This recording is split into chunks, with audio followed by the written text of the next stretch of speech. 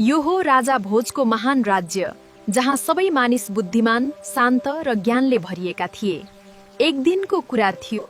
आउनुहोस् मूर्ख राजा, आउनुहोस्। महारानीले मलाई मूर्ख राजा किन भन्नुभयो होला?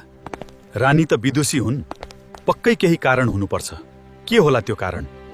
आउनुहोस् मूर्ख मन्त्री, आउनुहोस्। खादन न गच्छामि हसन न जल्पे गतम न शोचामि कृतम न मन्ने द्वाभ्याम तृतीयो न भवामि राजन किं कारणम भोज भवामि मूर्ख। म खाना खाँदै हिँड्दिन, हाँस्दै बोल्दिन, बितेको कुरामा शोक र गरेको काममा घमण्ड गर्दिन। अनि म दुईजनाको बीचमा तेस्रो भएर पनि पस्दिन। त्यसकारण हे राजनबा, म कसरी मूर्ख भएँ?